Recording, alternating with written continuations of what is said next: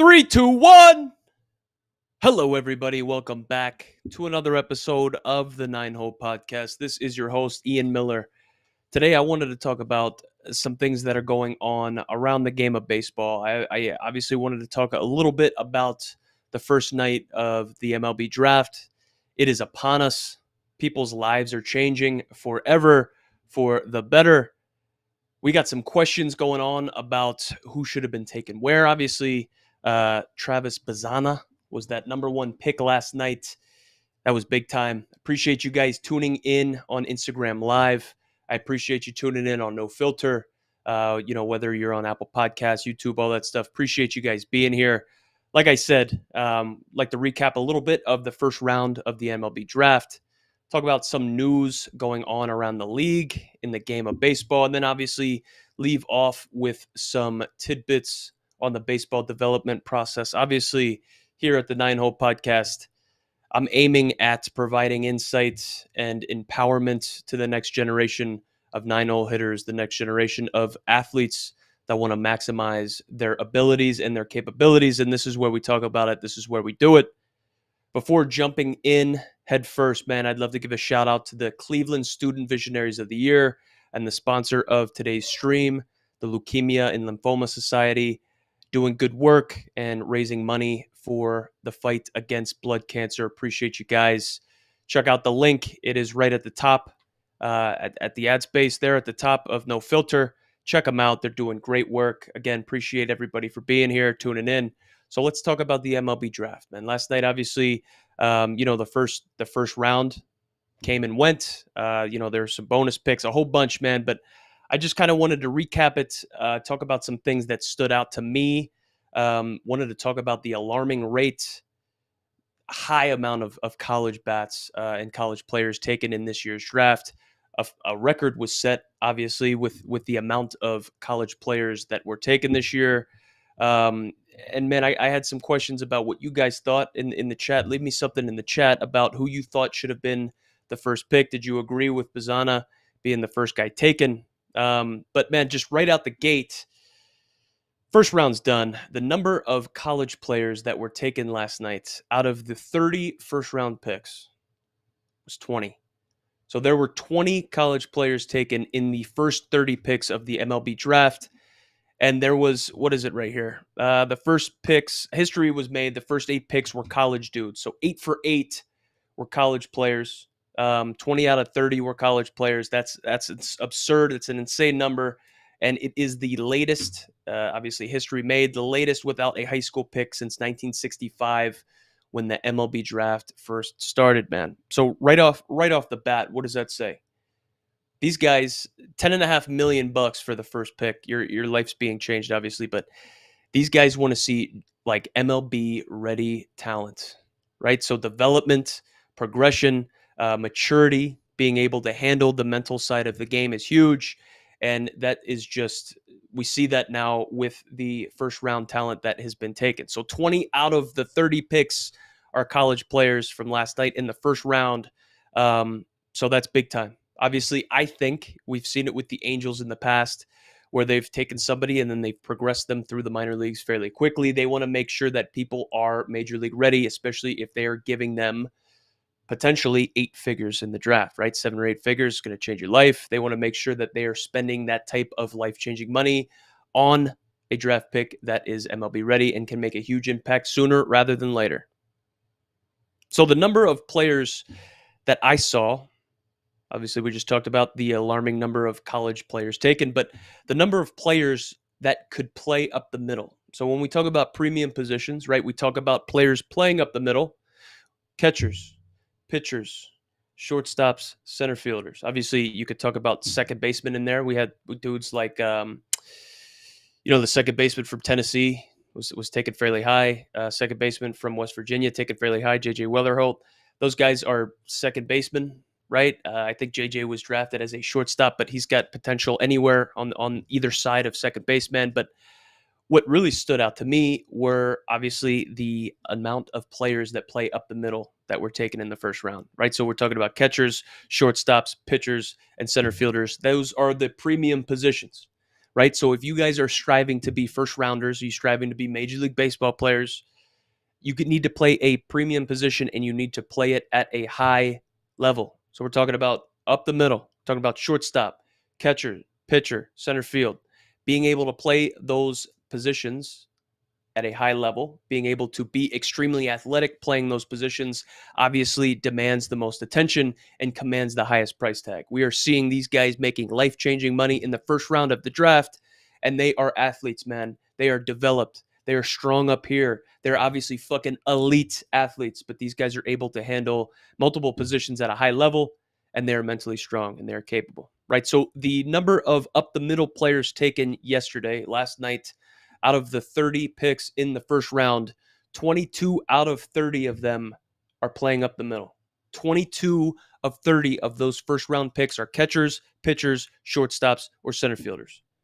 That's a lot. That is a lot. You need to be a premium athlete. You need to play a premium position. You need to play it at a premium, at a high level, and you need to do so being mentally strong, man.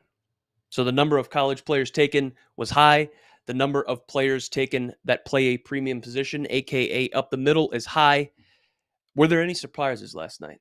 So you guys are joining here on Instagram. I appreciate you guys tuning in. I appreciate you guys being here on No Filter.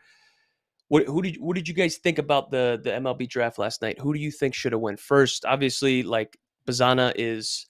We talk about this dude being able to have an immediate impact with the bat. Obviously, like the power numbers are absurd, but the walk to strikeout numbers are really what pops off the page, man. So could potentially move to center field as well with the speed that he possesses. So when we talk about playing at a high level, being an athlete, being able to do multiple things at once, this guy could leave the yard. He can get on base at a high clip. He can walk more than he strikes out, and he could also steal a couple bags in the process, man. Make sure that when you are developing, you are a well-rounded player and you're not just handcuffed into being able to do one thing or play one position. I think last night that is a clear takeaway. I love to say that. I love to see it. Were there any surprises? Did you guys feel that Jack Caglianone should have went higher than what he did at number 6? Um, I don't think he should have went higher than what he did. Obviously, like he is an absurd athlete. He was drafted with the left-handed pitcher first base price tag on him and position label on him. Obviously, that is extremely sexy. At the plate, he's got an insanely high chase rate. Right, the swing and miss numbers just are astronomical. What if he doesn't progress? What if he doesn't pan out on the mound? Obviously, he's a fucking stud lefty pitcher, man. But what's he primarily going to do? Right. So there are some questions around there. Could you imagine a lineup with Bobby Witt Jr. and Jack Caglianone in the same lineup? It would be absurd. It would be powerful, right? That's obviously what these guys are hoping for. I don't think that Jack Caglianone can progress through the minor leagues as quickly as some of these other maybe top 20, top 30 picks. We'll see. Obviously, just his tools, his stuff jump out off the page. Obviously, JJ Weatherholt was a huge surprise to me, falling to number 7. This dude was locked in to be the number 1 pick all year, and obviously, sliding down to number 7, it's not going to make or break him. But we were hearing about this guy being the number 1 pick all year. I was a little surprised when he fell to number 7. Obviously, those injuries that he's been battling all year played a huge part of it. Can he stick it short? I don't think so. I don't think he sticks it short. Are you drafting a second baseman with the number 1 overall pick, the number 7 overall pick in Weatherholt? You're drafting a second baseman with a top 10 pick from Tennessee. Man, the idea would be that I think that these guys would maybe move around the diamond. I think that if you're taking somebody with the top 10 picks, he's not going to be a second baseman. That you're either going to squeeze the absolute life and the juice out of him that you can get in shortstop, or you're going to eventually move him to center field. That's how I see Weatherholt. That's how I see Bazana. If they need to move some stuff around, obviously. The Mariners, number 15 pick. I don't want to mess this guy's name up. Jurangelo. Can't even say that last name, man, but that is the switch pitcher out of Mississippi State. We talked about being an athlete. We talked about playing a premium position at a high level and potentially being athletic enough and capable enough to move around the diamond. It is not going to hurt you guys. If you are listening, playing multiple positions at a high level is not going to hurt you. It is only going to add to your draft stock, especially if you are locked in up here. So the Mariners got their number 15. They locked in the Mississippi State right-handed dominant, but also can switch to left-handed. He is an absolute stud.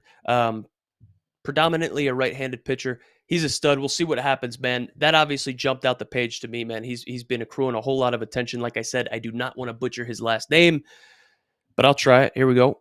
Jurangelo Cincheni. That's not even close. Leon Landry, who makes the intro music and the outro music here at the Nine Hole Podcast, is here. Leon, I appreciate you being here, brother. A utility player, yeah, dude. Being able to handle multiple positions across the diamond is insanely sexy, bro. It adds to the price tag. Imagine being, okay, so let's talk about this. You're a 300 player. You're a 300 hitter, and you can only DH, right? If you're a Division I DH, and you can bang, you can hit 300, but you are limited in where you are able to contribute on defense, as opposed to being a 290 hitter and playing 3 to 4 positions at a high level, being a leader, being mentally fit. Man, I just think that being well-versed at multiple positions adds an insanely premium price tag to you. The utility player tag on you might not seem as sexy, dude, but being well-versed, well-rounded, being able to play those high-level positions, premium positions up the middle, and be able to play a corner outfield spot. Dude, center field's hard. You know what's not hard? Being a shortstop or a second baseman or an insane athlete and then moving to a corner outfield spot in an emergency. That shit's not hard. Being able to play it at a high level, dude, that just adds to the stock, man. Jack Caglianone, we're talking about him and Kurtz from Wake Forest potentially being, labeled as the next Rizzo. Well, dude, you know what? If Jack is struggling a little bit and he's not going to be breaking in as a first baseman, can you plug him in out there in left field? You probably could. Could you plug him in on the diamond? Could you plug him in on the mound? I mean, yeah, you probably could, dude. Playing multiple positions at a high level is sexy. But what do we got here? K-Soa, 10. Thoughts on Nick Kurtz going forth? Dude, so I love it. I love it. Obviously, like, Wake Forest is a fucking powerhouse, dude. We've seen it already.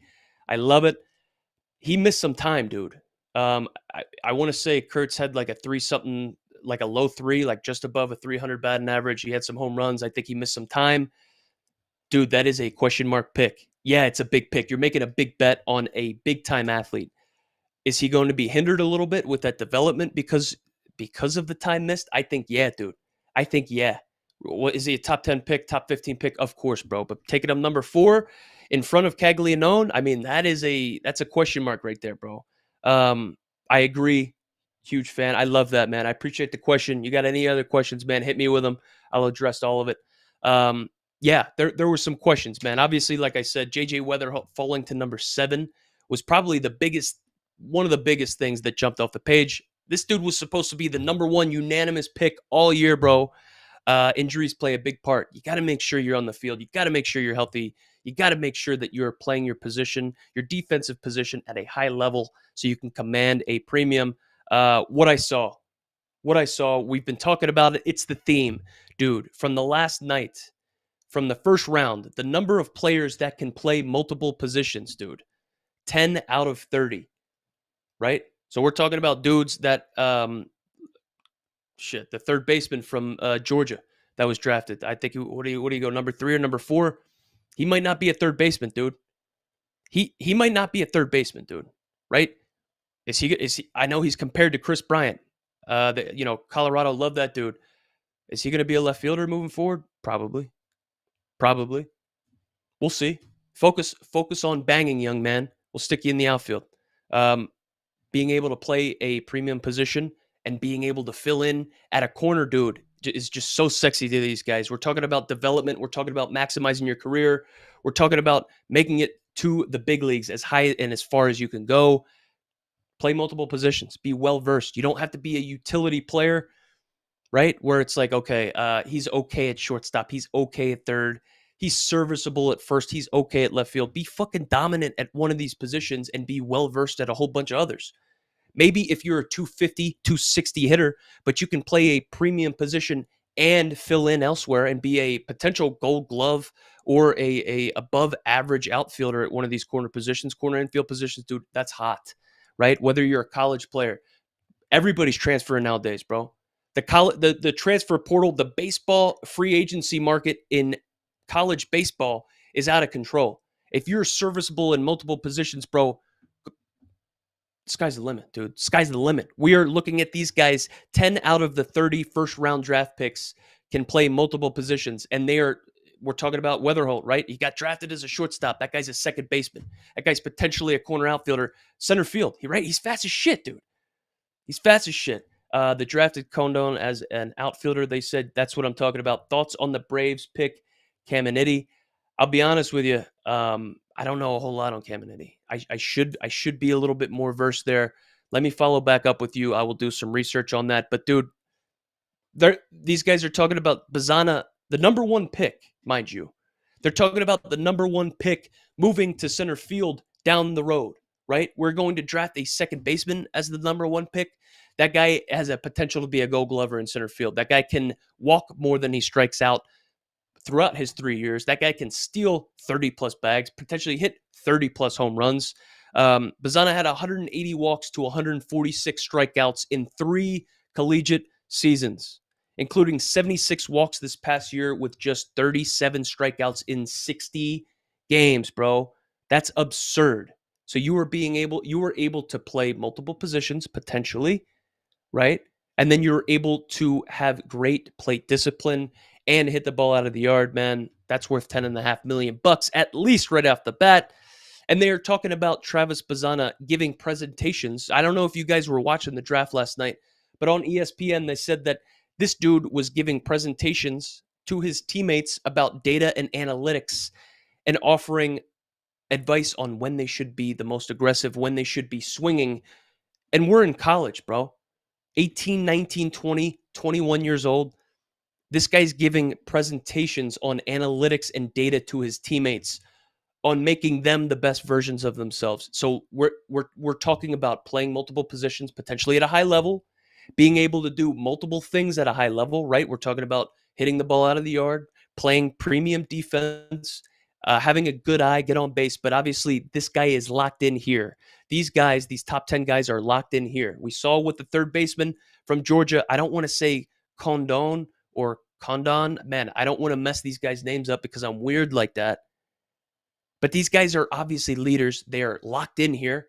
If you're hitting over 400 in the SEC or the Pac-12 or in one of the best conferences in baseball, you have to be absolutely locked in here, man. We're going to talk about some stuff on the baseball development process. We're going to talk about some stuff staying locked in here and stuff that is like instrumental to your career and progression, man, here at the end.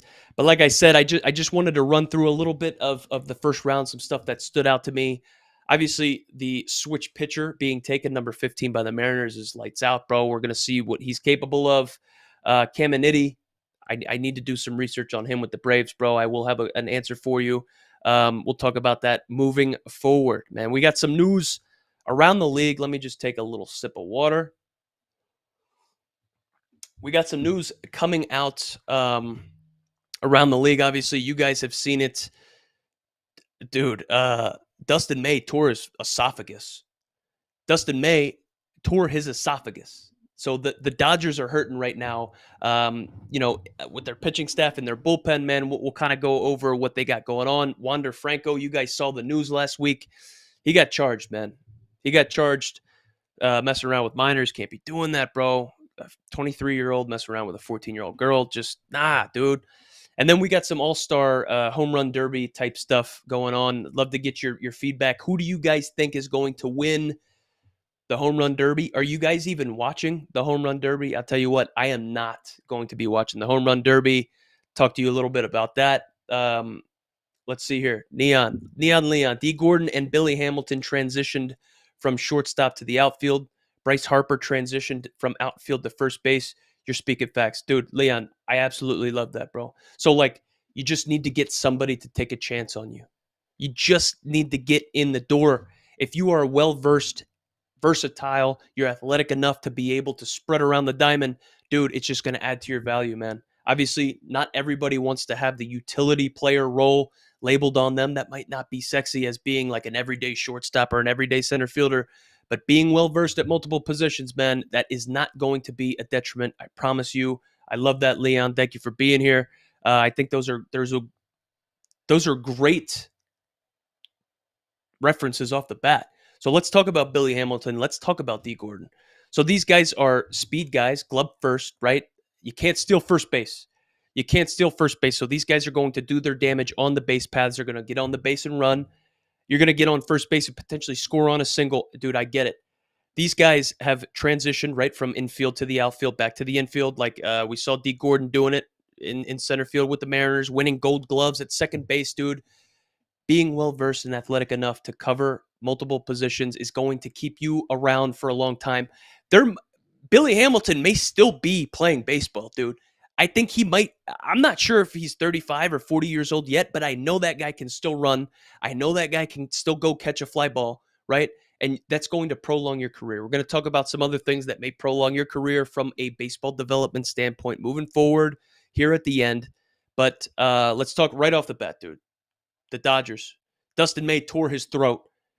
He's got a ripped esophagus. He already had surgery, bro. So Dustin May, 26-year-old, has not pitched this season following surgery last year to repair a torn flexor tendon in his right arm. He was set up to go on a rehab assignment in the coming weeks, but the surgery to repair his esophagus, which is absolutely crazy, will keep him from physical activity for the next 2 months, according to according to sources, dude. The injury, sources said, first appeared during a dinner and required intervention after May sought attention the next day for pain in his throat and stomach. Medical personnel diagnosed the tear in May's throat, sources said, and acted quickly. He's expected to make a full recovery, but he's out for the year. So that's bad news, bro. That's bad luck. That shit, obviously, you can't control. This guy's a pitcher. He's having flexor strains. TJ, dude, we got elbow injuries blowing out, and this guy's got a throat injury, right? This guy's got an esophagus injury. It's unfortunate. This guy got fucking hurt at the dinner table. That sucks, right? Let's dive into a little bit more about what the Dodgers have going on. I'm going to reference Josh Schiffman, JS9 Innings Post. He just put something out earlier. Dodgers pitchers on the 15-day DL. Tyler Glasnow and Walker Buehler, who are obvious fucking studs. They're on the 15-day, IL. We'll see what happens with them. Dodgers pitchers on the 60-day, dude. So we got Clayton Kershaw, Yamamoto. We got Tony Gonsolin. Dustin May is now on the 60-day with a throat. And we got Emmett Sheehan. The list does not include Shohei Ohtani, who is obviously missing time rehabbing that elbow. He's DH, and he's obviously having a fantastic year from TJ, and Bobby Miller, who was sent down to the minors. So the Dodgers, who are sitting atop the NL West at 56 and 41, are obviously holding up okay, but we have a bunch of question marks surrounding the pitching staff moving forward. What's going to be happening? Are these guys going to be able to maintain this style and level of play all year? Dude, I don't know. But it's still pretty early, man. It's still pretty early. We haven't crossed that 100-game threshold. I don't know, man. I don't know. I think the second-place team, I believe, is the Diamondbacks. They're pretty damn far behind, but I feel like moving forward, this is going to hinder their chances in the playoffs, in the World Series. Obviously, everybody's pegging these guys to be in the World Series. Do they win it? I don't think so, bro. I don't think so. I don't think you can have this many question marks around the pitching staff and be that successful in the postseason. Obviously, like bringing in Yamamoto was huge. Tyler Glasnow, they fucking made it rain getting that guy over here. These guys can't perform. We'll see what's going on. Are they still set up to win it all? Do you guys think that these guys are going to be the champions here at the end of the season? Personally, I don't. Would love to hear your guys' take. Would love to see what you think. Moving on around the league, dude, we got some. I don't even know how to say it. I don't even know how to say this correctly. But Wander Franco got charged. right? So we had questions surrounding, man, what was going to be happening. But here it is. So on Wednesday, man, he got placed on the restricted list. He is now charged. So Tampa Bay Rays shortstop Wander Franco was placed on the restricted list on Wednesday, a day after prosecutors in the Dominican Republic levied 3 charges against him for an alleged sexual relationship with a then 14-year-old girl. So Franco, who is 23 years old, had previously been on administrative leave as part of a deal between Major League Baseball and the Players Association. The agreement included a provision that, he was on administrative leave. He's getting paid. But now, since he's been charged, dude, he's no longer getting paid. He's no longer getting service time, bro. He made like half of his salary, right? All this shit was going on. This guy still made half of his salary. He is now charged. He had a relationship with a minor. You're 23 years old. You can't be fucking around with a 14-year-old brother. You know that. Come on now. Do we think his career is over? Yes. Yes, I think his career is over. I obviously, you can't be coming back into the league, right? We've had questions surrounding Trevor Bauer. Why is Trevor Bauer not in an MLB uniform? He's obviously blowing the competition away down in Mexico.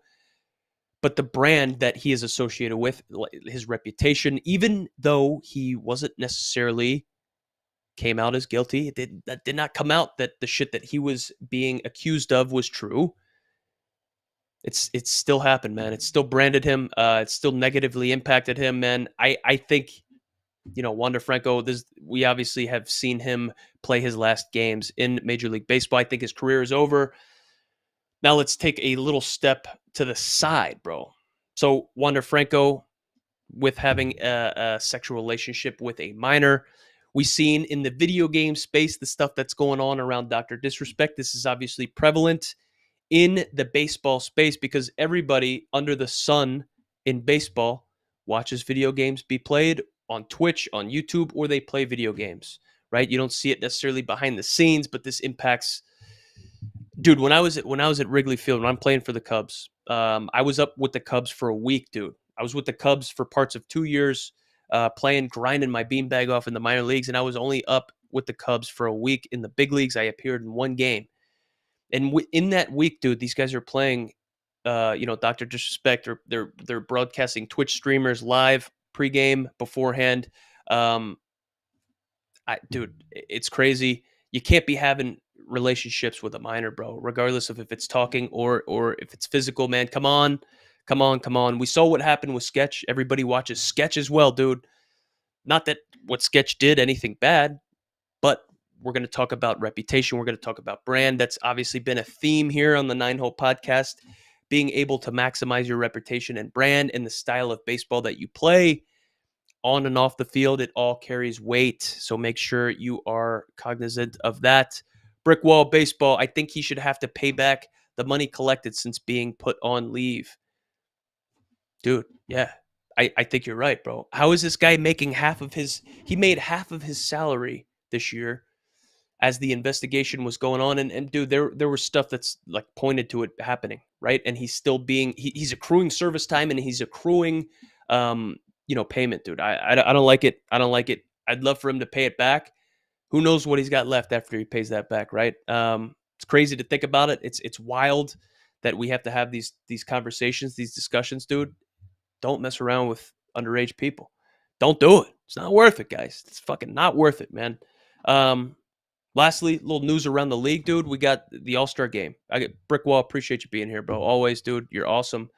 Who do we think is going to win the home run derby? I don't care about the All-Star game. I do not care about the home run derby. I will not be watching it. But if I had to make a guess, if I had to make a bet, I am going to have a hot take here. I got Bobby Witt Jr. winning the home run derby, bro. I got Bobby Witt Jr. winning the home run derby. We'll be circling back here on Wednesday at 1:30 p.m. I'll have Nick Deeney back on here live, dude. We'll talk about it. We'll see if I'm right. Let's see if Bobby Witt Jr. can't sneak something out. I got nothing wrong or against Pete Alonso, but I'm not tuning in necessarily to watch him, potentially win the home run derby. It just isn't going to do it for me. I'm not interested in watching the home run derby if Aaron Judge isn't there, Vladdy Jr.'s not in there, if Bryce Harper's not in there, and Shohei Ohtani is not in there. Why would I go out of my way to watch the home run derby if those guys aren't there? I can't do it, man. Adolis Garcia, I love it. I love it. I love it. We'll see, bro. We'll see, dude. I feel like the format plays into the younger guys a bit. Okay, so BEJ or Henderson maybe. Gunnar Henderson, yeah, dude. Yeah, dude. Gunnar Henderson's another one. Adolis Garcia is another one. Very solid. I love that brick wall. Um, Bobby Witt. Okay, Bobby Witt or Henderson maybe. I didn't really think about that format, dude. Yeah, it's going to be just high velocity, just high impact, taking a fucking bunch of swings, swing after swing after swing after swing. It's going to be a young guy's game. I don't necessarily need to see Pete Alonso win it again. I know that dude can hit 40 plus home runs. If the big guys like Harper, Vlad, Judge, dude, Otani aren't going to be there, I'd love to see Bobby Witt Jr. or Gunnar Henderson maybe. We'll see what's going on. I felt like Adolis Garcia is another good one too. Authentic Taco, I love that. I appreciate that. Dude, I felt like Brent Rooker was snubbed in the All-Star game. Like I said, I'm not losing any sleep over it, bro. But Brent Rooker, as of right now, has a 291 average, 21 home runs, and a 942 OPS. This guy is fucking banging. Why isn't this guy at least in the home run derby, bro? I know that we're coming out, we're reading some stuff about Pete Alonso, and he wanted to make sure he was in the All-Star game in order to be in the home run derby, and they want to maximize viewership. Let's bring Pete Alonso in, dude. I get it, but Brent Rooker could put on a show. Christian Walker could put on a show. So we talk about Brent Rooker getting snubbed with a 291 batting average, 21 home runs, and a 942 OPS. Christian Walker is walking around with a 264 average, 22 home runs, and an 838 OPS, man. These guys got snubbed. It would have been cool to see these guys make their All-Star game debuts, man. Home run derbies, hit 30 plus. I mean, who knows, dude? I'm not going to be tuning in, unfortunately. It's good. We'll see what happens, bro. There aren't enough enough big names for me to take time out of my day to go tune into the home run derby. We'll see what happens, man. Hope maybe there's some drama going on. Maybe there's some star-studded stuff going on. We'll see. I don't think there is. I don't think there's going to be. So, dude, we talked about the first round of the MLB draft, being well versed, making sure that you can play multiple positions at a high level, so that when it's your turn to have your name called in the draft, you maximize the return, you maximize the price that you're commanding, and you maximize your opportunities, man. When you're coming up in the baseball development process, you do not want to just be handcuffed to one spot. Like, oh, dude, I'm just a third baseman, or oh, dude, I'm just a second baseman, or I'm just a left fielder. Play shortstop, play center field, play catcher, but also be well versed and be able to be moved around the diamond, man. We see these guys. 20 out of the 30 of them are college players. 8 out of 8 of the first ones are college players. Up the middle players are 22 out of 30 taken. They play a premium position, and 10 out of 30 of them can play multiple positions. These guys are doing it. Make sure you're doing it, man. Make sure you aren't just handcuffed and playing one position, dude, because you want to play in the SEC one day, you want to play in the ACC or Pac-12, dude. Like, play multiple positions. Be strong up here. So let's talk about being strong up here. Let's talk about the baseball development process. Dude, I'll give you 2 things right off the bat, man. We're already kind of like over time. I love this shit. I'm going to keep doing it. I hope you guys are having fun. But let's talk about 2 things here. Also, if you're not playing a position, you should mentally still understand them and their responsibilities. Brick wall. I absolutely love that. So I would have loved to have been a coach after I was done playing, right? So I was a walk-on that walked on to Division I Wagner College and ended up grinding my beanbag off to make it to the big leagues, right? But I couldn't tell you what a first and third defense looks like. Bro, I couldn't tell you what a bunt defense looks like. Who's covering the left side of the infield on a bunt, a drag bunt at third base, right? Who's covering the bag? I would have loved to have potentially coached after I was done playing, but I know nothing like that. I was only ever well-versed at the 3 outfield spots, and I could play all of them at a significantly high level. I would have loved to have been a Whit Merrifield type, and I could have been serviceable at second base, right? Could have thrown me at third base, right? In an emergency, could I have picked it at short? Hell no. But it would have been dope if I could have. Maybe I'd still be playing, bro. You know what I mean? If you're not playing a position, still understand them. their responsibilities, bro. It's going to make you more serviceable. Brick Y, absolutely love that, bro. 100% right. Know the game, dude. Have an idea around the game. I wanted to talk about another concept that is like paramount to maximizing your career. So the 9 hole newsletter went out yesterday, 2 days ago, actually, excuse me, I should say, and the title of it was "You're Not the Exception." So we talk about MJ, Michael Jordan, fucking Kobe Bryant. We talk about Paul Skeens, who's going to be the starter in the All-Star game. The number one pick last year is now the ace in the big leagues this year. We hear the work ethic all the time. These guys are working their ass off. These guys are experts at what they do.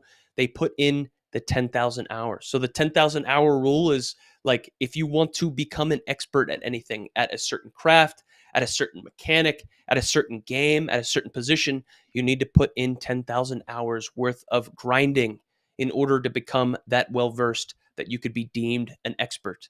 So these guys up in the big leagues are experts, man. Over the course of their career, they've put in the adequate time, the adequate effort. We talk about volume times time equals skill. In order for them to be experts and have expert level skill at shortstop, second base, center field, they need to put in the time. They need to put in the volume, and they need to develop that skill. These guys are doing it. These guys are doing it. Why are you daydreaming about being in the big leagues one day? Why are you daydreaming about being in the NBA one day, in the NFL one day, and you aren't putting in the work behind the scenes, bro? These guys are the best in the world. These guys are the best in the world, dude. I have it. I have it written down over here. CEOs, they read 60 books a year. That's 5 a month.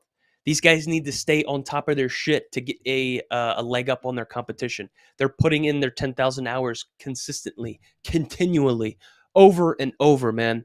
If you guys want to get to the top, if you guys want to be in the big leagues, if you guys want to be in the SEC, doesn't matter if you're 5'6" or 6'3", bro. If you become an expert at your craft, you have a chance.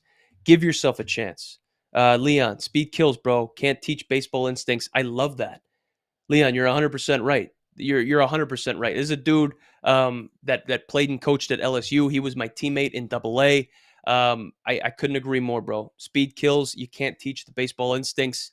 How do you develop baseball instincts, though? Right? It's about being present. It's about being locked in, dude. The more you're around the game, the more that you're putting in your 10,000 hours, the more your instincts can develop, right? The more positions you play, the more well-versed you are around the diamond, the more your instincts can develop. I don't know shit about the infield, bro. I don't know shit about the infield. I caught when I was in like ninth grade. That's the most infield that I know. You know what I mean? And I don't know anything other than that. If I wanted to extend my playing career and be a Whit Merrifield type, I couldn't do it, right? I have no instincts in the infield. I have no idea how to pick a ground ball at third base. Couldn't do it.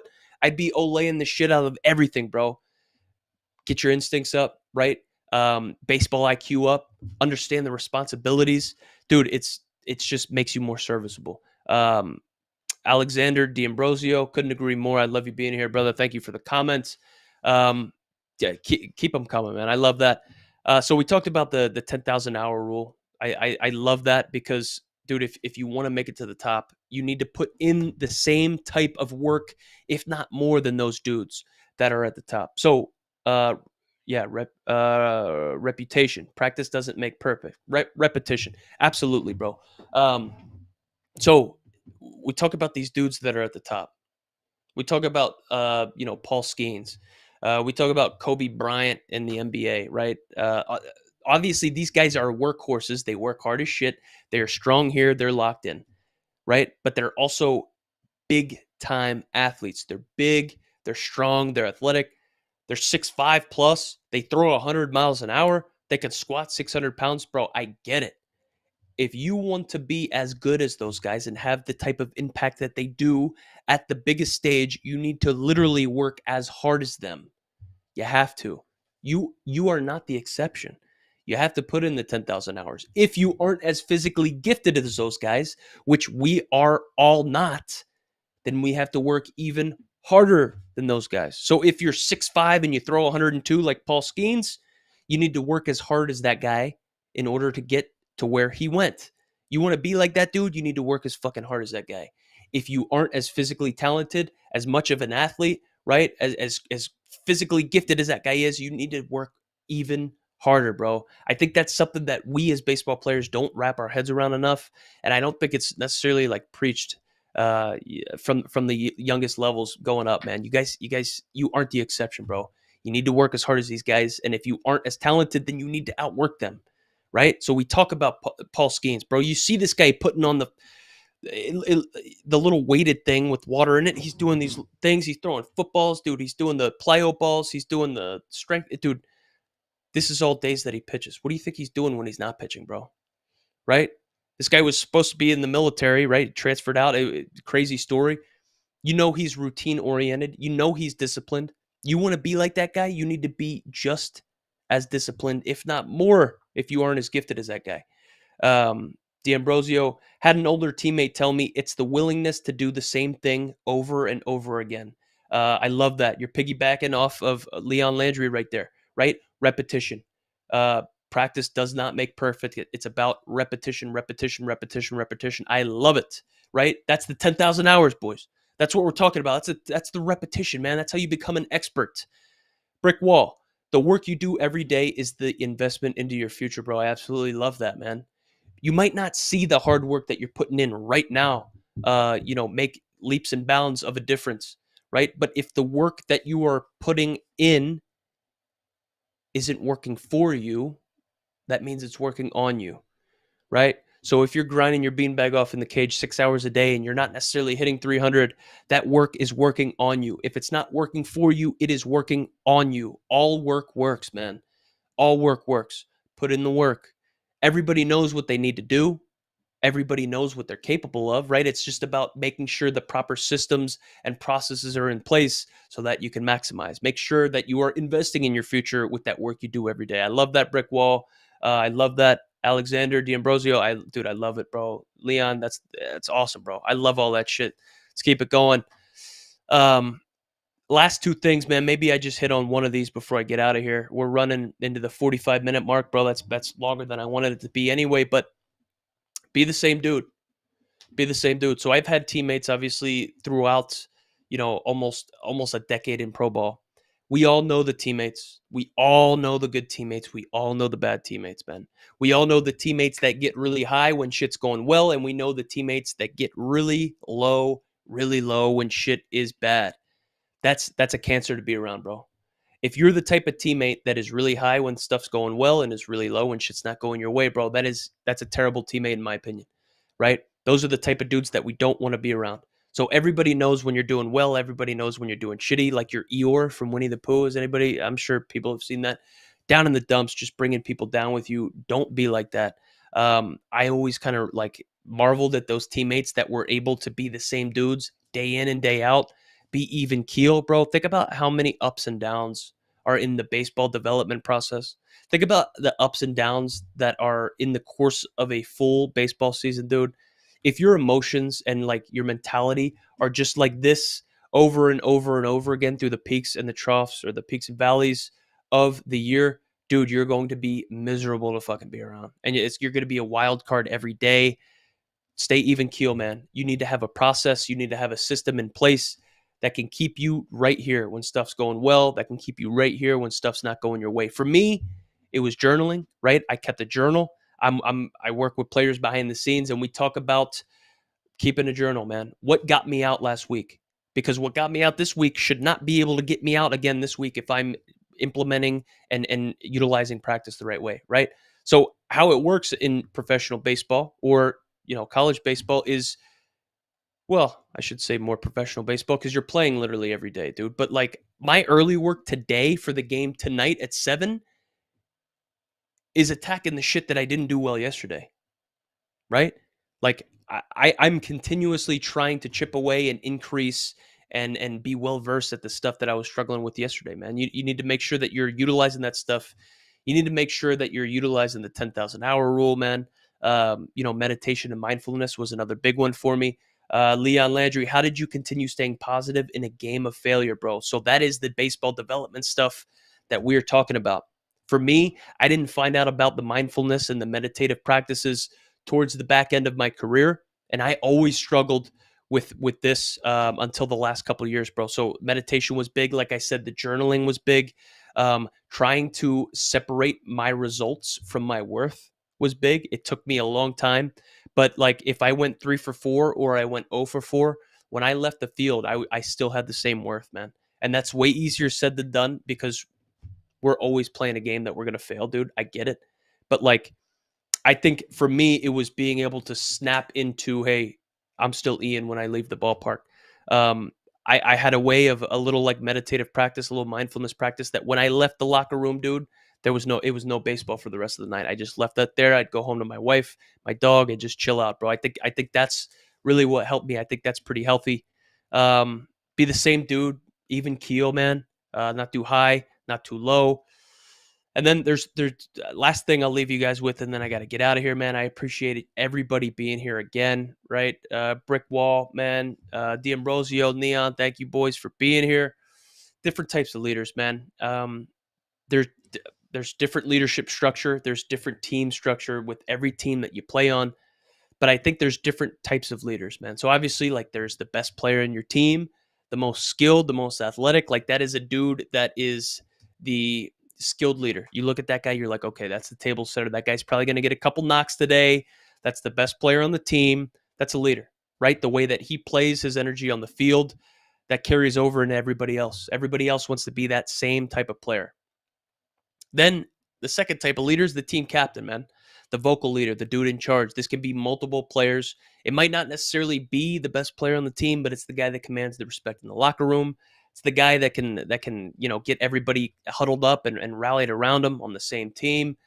And then lastly, dude, in my experience, leaders, the third type of leader on a baseball team are the dudes that want to win, regardless of if you're a bench player or regardless of if you're an everyday starter, the number one pitcher, or you're just a bullpen piece that rarely gets in there.